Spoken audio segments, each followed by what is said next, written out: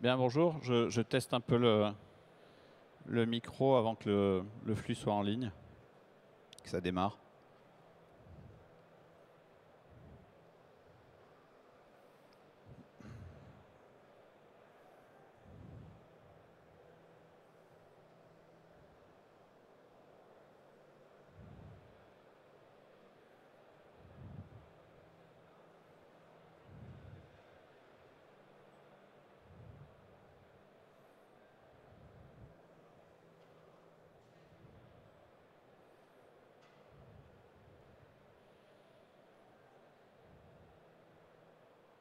Bien.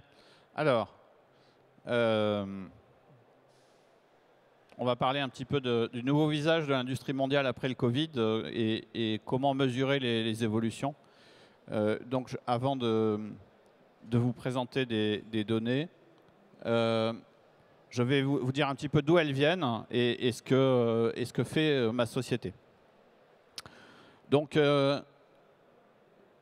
depuis 2009, Trindéo collecte des données d'abord sur la France dans une première base qui a été créée en 2009, ensuite sur l'industrie mondiale. Ce qu'on fait, c'est qu'on a des analystes qui screenent la presse et les informations en ligne, qui vont récupérer toutes les infos alors pour notre base de données mondiale sur les investissements industriels et qui vont les formater pour que cette information soit utilisable sous forme de base de données. Donc on va prendre un article annonçant l'investissement de Tesla à Berlin et on va le transformer en entrée de base de données avec les montants investis, les emplois créés, des indications sur le calendrier. Et on fait ça en permanence depuis 2016 pour l'industrie mondiale et depuis 2009 pour la France. Alors toutes ces informations qu'on prend dans la presse et en ligne sont structurées. Donc ça, c'est une des pages de notre base de données France. On en a 76 000 informations de ce type depuis 2009. Donc ça, c'est le descriptif d'un investissement ou d'un désinvestissement d'ailleurs, puisque dans notre base de données France, nous suivons également les suppressions d'emplois. À terme, on le fera aussi dans notre base de données sur l'industrie mondiale, mais pour le moment, nous n'avons dans l'industrie mondiale que les investissements positifs. Ce qui permet à nos utilisateurs d'avoir une idée un petit peu des tendances à chaud. Donc, le but, ce n'est pas de concurrencer l'INSEE, mais c'est d'avoir à grosse maille une idée à chaud de ce qui se passe dans les secteurs et dans les territoires. Donc là, par exemple, c'est un graphique sur le solde des emplois dans l'industrie française depuis 2009. Donc on voit bien la crise de 2009, on replonge en 2012-2013, le choc de 2020 tout à la fin, et puis un redémarrage en 2021. On repasse au-dessus du zéro, mais à peine. Globalement, on a quand même une corrélation qui est relativement bonne entre nos données qui sont en bleu ici et celles de l'INSEE. Donc ce sont les données trimestrielles d'évolution de l'emploi marchand de l'INSEE en rouge. Il y a quand même un truc, hein, c'est que les deux échelles ne sont pas similaires. Pourquoi? Parce qu'il y a des tas de choses qu'on ne voit pas. On ne voit pas les évolutions de l'intérim, on ne voit pas les TPE ou assez mal. Donc il y a des tas de biais de construction, mais l'idée c'est que globalement, et par grande masse, on a des évolutions qui sont assez similaires. Et l'intérêt de notre base, c'est de pouvoir analyser ça à chaud et d'avoir une granularité totale, c'est-à-dire de pouvoir identifier le nom des entreprises qui interviennent et qui sont derrière les décisions d'investissement et de désinvestissement, et de voir aussi où ça se passe. Donc régulièrement, on produit des analyses qui ont été reprises, qui sont reprises par la presse, donc notamment une des premières où on a été un peu sous les feux de la rampe, c'était en 2011 sur le décompte des usines françaises ouvertes et fermées. Donc on a créé un indicateur sur les ouvertures et fermetures d'usines en considérant qu'une usine, c'est un site industriel qui emploie plus de 10 personnes.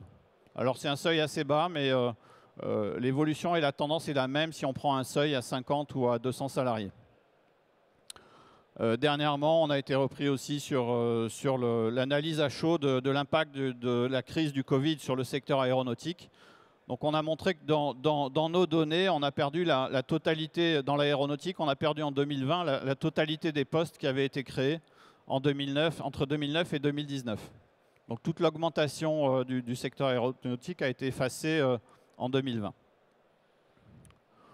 On a montré dans notre base mondiale, il y a 2 ans déjà, que l'investissement pour le véhicule électrique, les 2 courbes en jaune, c'est l'investissement pour le véhicule thermique, et en bleu, c'est le véhicule électrique. Donc il y a déjà 2 ans, on montrait qu'en 2018, l'investissement pour le véhicule électrique au niveau mondial, dans nos données, avait dépassé celui sur le véhicule électrique. Donc aujourd'hui, c'est assez banal, mais il y a 2 ans, c'était déjà, même 2 ans et demi, c'était un peu en avance.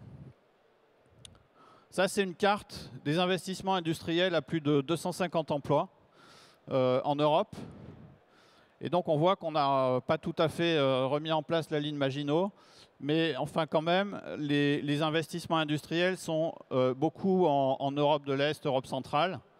Le Royaume-Uni, alors c'est un peu biaisé, c'est quand même beaucoup de la logistique, ce sont des points bleus, hein, donc ce n'est pas tout à fait non plus de l'industrie. Et puis, on voit aussi toute l'Afrique du Nord, avec pas mal de grands sites aussi.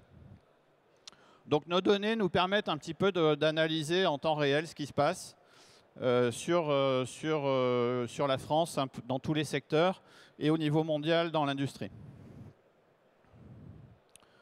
Alors qu'est-ce que ces données justement disent sur l'impact de la crise du Covid à chaud et par secteur? Alors là, il y a 2 indicateurs qui sont issus de notre base de données mondiale. On a 22 000 informations depuis 2016. On a en premier semestre 2020 une baisse de 43% des montants investis en dollars et une baisse de 27% du nombre de projets. Donc on a bien ressenti un choc extrêmement important sur l'investissement industriel. Après, c'est aussi un choc qui s'inscrit sur une tendance qui était un peu à la baisse. Ce qui est aussi intéressant de noter, c'est que dès le 2e semestre 2020 et le 1er semestre 2021, ça continue, il y a une reprise. Donc on n'est pas resté englué dans une trappe. Ça, j'ai découpé en 2 parties la période avant et après Covid. Qu'est-ce qu'on a fait? On a pris à partir du 2e semestre 2018 et l'année 2019, donc ça fait 3 semestres, on a appelé ça la période 1, avant Covid. Et la période 2, c'est 1er semestre 2020 jusqu'à juin 2021. Donc c'est la 2e période. J'ai comparé l'évolution du nombre d'investissements en pourcentage sur chacune de ces périodes. J'ai classé ça par le pourcentage de croissance. Donc on va revenir dans le détail, hein. J'ai pris uniquement les secteurs pour lesquels on avait plus de 100 investissements sur la période 2016-2021, parce que si on incluait les tout petits secteurs, on avait des variations complètement erratiques. Et le secteur avec la hausse la plus importante, c'est plus 46% en nombre de projets, c'est la pharmacie. Ensuite, on a le commerce. Alors, le commerce, on ne suit pas les investissements du commerce directement, parce qu'on ne suit pas notamment les points de vente, mais on suit les investissements logistiques. Donc, c'est entièrement des entrepôts logistiques, beaucoup d'Amazon d'ailleurs. 3e secteur, c'est l'électronique, qui est en positif. Et tout en bas du tableau, on reviendra un petit peu sur les différents secteurs, on a quasiment tous les secteurs liés à l'énergie. Et puis au traitement des flux, eau et déchets. Donc là, je reviens un petit peu sur le détail de certains de ces secteurs. Donc ça, toute l'énergie, on a une baisse de 54% du nombre de projets. Donc on avait 1624 projets de production-distribution d'énergie sur la première période et on passe à 743 sur la 2e période. Et dans l'ensemble, d'ailleurs, ces secteurs passent de 28% de l'ensemble des projets qu'on mesure à 18%. La métallurgie de base baisse principalement de l'acier, donc baisse de 47%. Le textile baisse de 47% aussi, pour principalement le tissage. L'aéronautique, donc baisse de 40%. Alors on a un nombre de projets qui est beaucoup moins important, parce que c'est aussi des projets avec des investissements plus élevés. Mais donc on avait 47 projets aéronautiques sur les 18 mois précédents et ça passe à 28. Alors en sens inverse, si on prend le haut du tableau, la pharmacie, plus 46%. Donc on avait 155 projets en première période, on passe à 226. Et sur ces 226 projets, on a 39 projets de vaccins Covid, enfin liés à la production de vaccins, et 8 pour des dispositifs de diagnostic médicaux. Donc ça, c'est des tests et autres. En dehors du Covid, le secteur est stable aussi, ce qui est quand même une performance compte tenu de l'importance du choc. Sur le e-commerce, on a une hausse de 37% des projets. Donc on passe de 146 à 200 projets. Avec deux types de projets, à 95%, ce sont des centres logistiques. Et puis après, il y a des data centers qui sont liés, centres de traitement des données, qui sont liés à l'activité des sites de e-commerce. Et sur ces 200 projets post-Covid, il y en a 129 qui sont signés Amazon. Après, on a aussi des spécialistes qui disent qu'ils répondent à une hausse ponctuelle de la demande, par exemple Lavazza. Les gens sont restés chez eux, ils ont fait du café chez eux, donc Lavazza a dû augmenter. Aux États-Unis, ils ont augmenté la taille de leur centre logistique. Sur l'électronique, on a 15% supplémentaire, et là je vais pas mal détailler sur l'électronique. Je me suis dit qu'avec la pénurie de semi-conducteurs, ça pouvait être intéressant de regarder ce qu'on avait comme information. Donc on est passé de 329 projets en première période à 379 en deuxième période, avec une hausse de 15% des projets. Et on va voir dans le détail ce que c'est. Donc là, ce sont les différents produits qu'on a dans le secteur électronique, puisque notre base est organisée par un système de poupées gigognes ou de poupées russes. Hein. Donc en deçà du secteur électronique, on a des panneaux solaires, des composants électroniques, des usines de fabrication de semi-conducteurs, c'est le troisième produit, etc. Donc on a une vingtaine de produits qu'on suit. Donc le produit qui était en plus forte augmentation dans le secteur électronique, c'est la fabrication de panneaux solaires. Donc ça, c'est le nombre d'annonces semestrielles depuis 2016. On est passé à 50 projets au deuxième semestre 2020, donc une augmentation extrêmement forte. Et premier semestre 2021, on est quand même encore à 37 projets, avec des projets moyens de 339 millions de dollars d'investissement. Sur les microprocesseurs, alors les chiffres sont moins impressionnants parce qu'on passe de 10 à 18, mais ce sont des projets de taille moyenne de près de 4 milliards de dollars. Donc ce n'est pas tout à fait la même ampleur. Et donc là, on a une hausse très très nette au premier semestre de 2021. Donc les industriels ont déjà commencé à répondre à la très forte hausse de la demande de semi-conducteurs. Ça, c'est une carte des usines de microprocesseurs 2016-2021. Alors j'avais fait le calcul, on est à 75% des projets, aussi bien en nombre qu'en montant d'ailleurs, en Asie. L'Europe est à peu près à 10%, donc à une place relativement faible. Ce qu'on peut dire en revanche de pas mal pour la France, c'est que dans les régions européennes, en fait, la première c'est Dresde et la deuxième c'est Auvergne-Rhône-Alpes pour le nombre d'investissements dans les semi-conducteurs.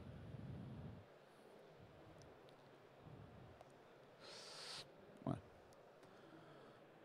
Ça c'est un détail de quelques investissements récents dans les semi-conducteurs, mais ce que je voulais préciser ici, c'est que j'ai pris un détail sur les projets de semi-conducteurs en Arizona.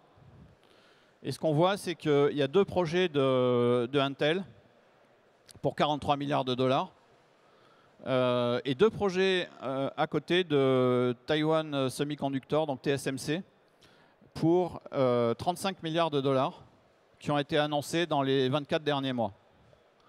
Donc ce qui est intéressant, c'est que c'est quand même une logique de cluster extrêmement forte. Et que pour TSMC aussi, c'est un petit peu une tendance à la délocalisation. C'est-à-dire qu'il y a notamment des raisons géostratégiques qui font que TSMC a peur, en cas de conflit avec la Chine, d'être bloqué. Donc ils ont fait toute une série d'investissements, et pas seulement aux États-Unis, j'ai mis cela en exergue, mais il y en a d'autres en Europe aussi. Donc ils se délocalisent non pas pour répondre au Covid, mais aussi pour répondre à des questions géostratégiques. Donc c'est pour dire que Covid ou pas Covid, il y a aussi de toute façon tout le temps des facteurs extrêmement divers qui président au choix de localisation des investissements. 3 autres grands secteurs donc, que j'ai regroupés sur un graphique pour donner une idée. La chimie, moins 30%. Les industries alimentaires, moins 30%, mais on va revenir sur un détail des industries alimentaires. Et l'automobile, moins 22%. Ça, c'est un détail sur les industries alimentaires. Donc, les plats préparés, en revanche, donc les gens sont restés chez eux et ça se voit tout de suite sur les décisions d'investissement. Donc, sur le produit plat préparé, qui est un sous-ensemble des investissements dans l'industrie alimentaire. On a fait plus de 2 fois par rapport au maximum avec 24 projets au deuxième semestre 2020.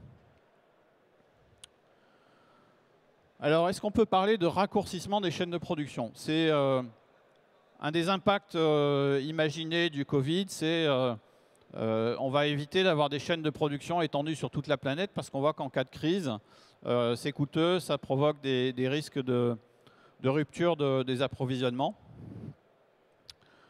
Et donc, on a essayé de mesurer ça en kilomètres. Donc ça, c'est un indicateur et un calcul assez original à ma connaissance. On a pris l'ensemble des investissements et on a rattaché. Alors, pour l'origine d'un investissement, on n'a que le pays d'origine. Donc, on a fait une grosse approximation. C'est qu'on a dit, si le pays d'origine, c'est le Canada, eh ben, on va imaginer que l'investissement est parti de la capitale. Alors, on n'a pas pris la capitale tout le temps. On a pris un fichier du CEPI et on a pris la première ville par importance économique, pays par pays. Et puis en revanche, pour le point d'arrivée, là, on a la latitude et longitude dans notre base de données, donc on n'avait pas de problème. Et donc là, l'investissement du Canadien Linamar à Durango, il est à 2959 km. Donc il est parti de la capitale canadienne. Alors peut-être qu'ils sont juste tout au sud du Canada, donc c'est en fait un petit peu plus court.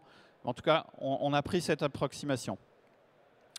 Et du coup, la distance moyenne entre le lieu de décision d'un investissement étranger et la destination, sur l'ensemble des près de 11 000 projets d'investissement étranger qui sont dans notre base depuis 2016, la distance moyenne est de 5 226 km. Donc j'ai pris l'investissement moyen qui correspond pile à cette distance, on en avait un.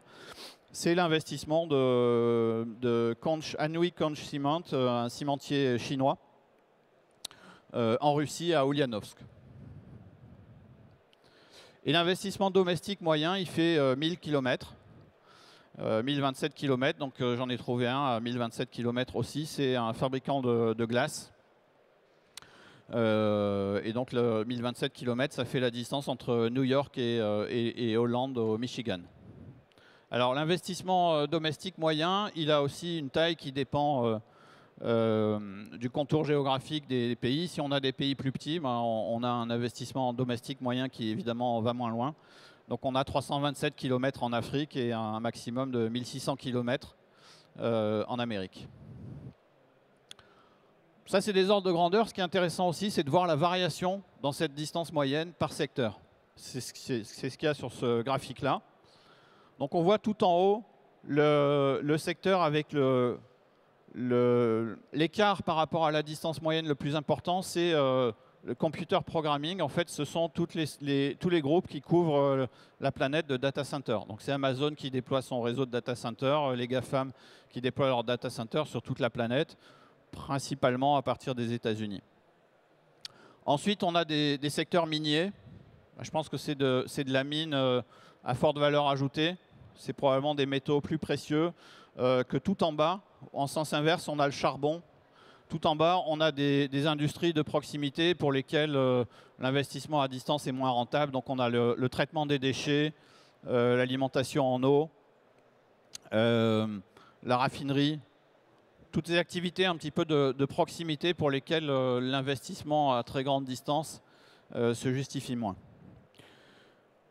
Et dans les secteurs dans lesquels la distance à l'investissement moyen est importante, on a aussi l'automobile, donc premier secteur industriel, la fabrication de machines et la fabrication de motos.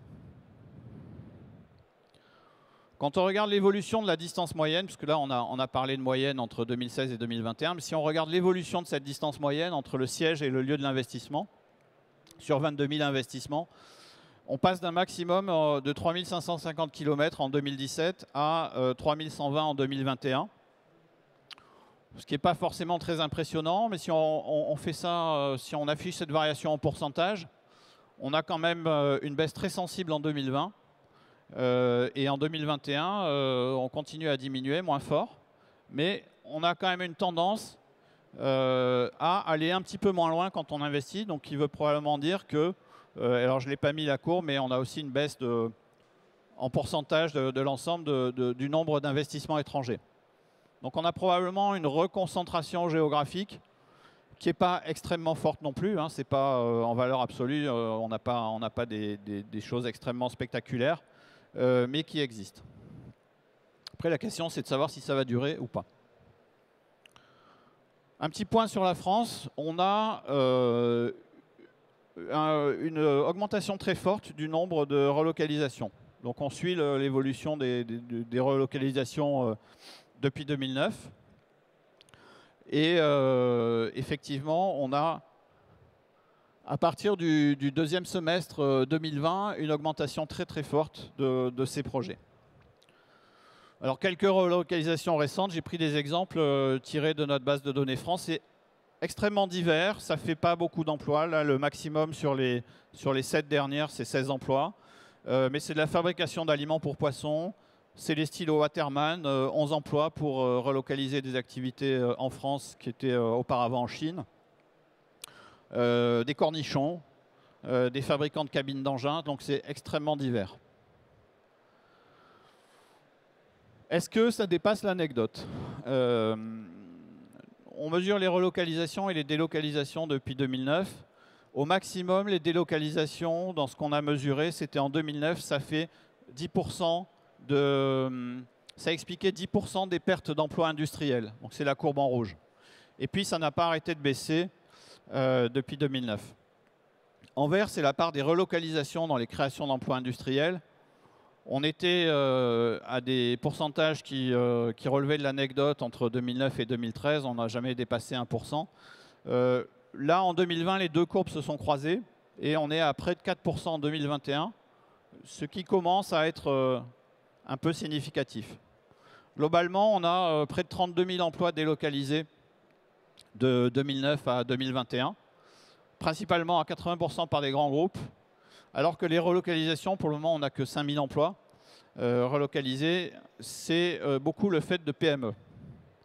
Alors, il y a plusieurs facteurs à ça, mais il y a dans les relocalisations notamment le fait qu'il y a les aides du plan France Relance qui ont souvent permis l'achat de machines et la relocalisation d'emplois qui va avec. Moi, je suis très convaincu que l'utilisation de machines est bénéfique pour l'emploi. Et on en voit la trace très très régulièrement dans les annonces qui sont faites. Sur l'enjeu des relocalisations, globalement, la Banque des Territoires nous avait commandé une étude l'an dernier.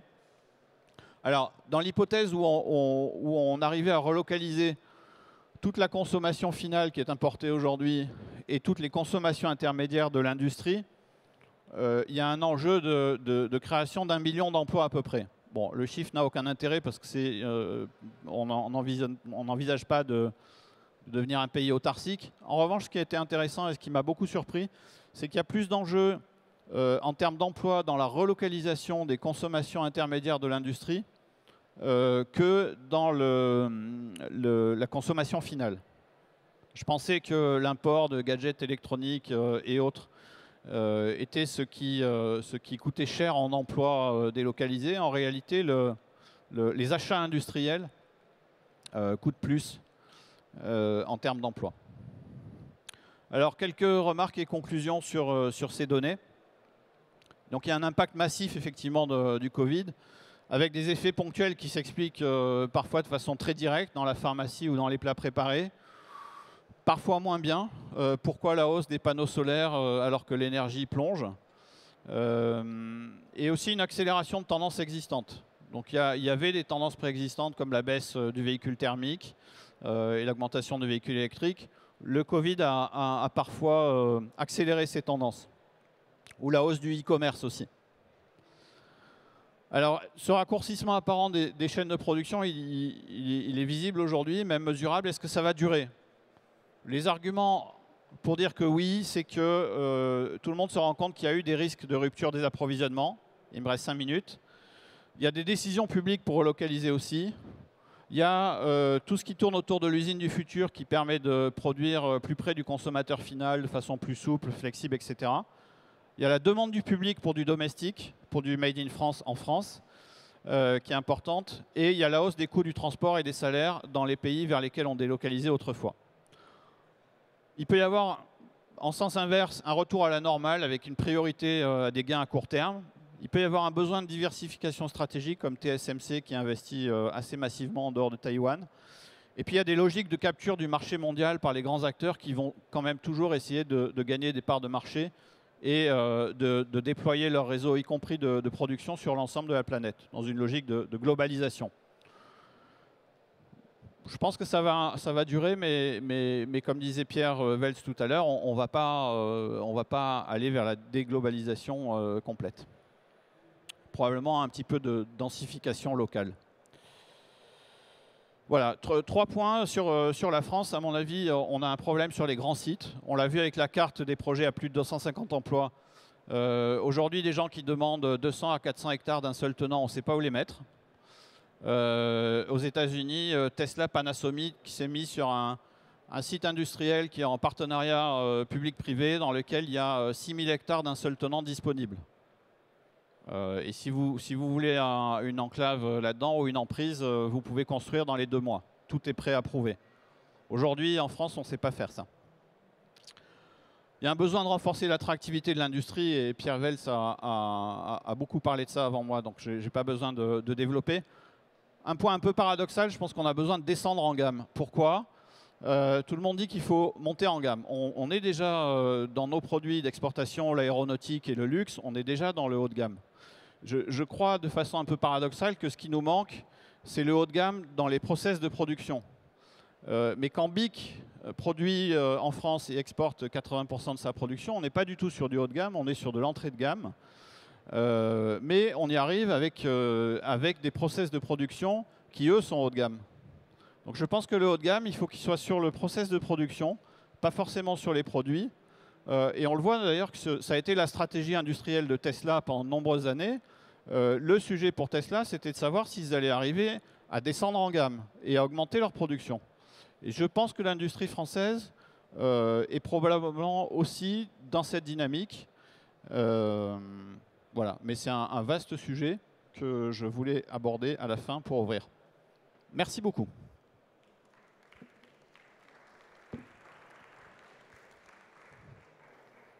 J'ai oublié, si vous souhaitez discuter de cette présentation, nous la demander des présentations de nos bases de données, parce que j'oublie toujours d'être commercial, mais cette fois-ci, je vais m'y efforcer.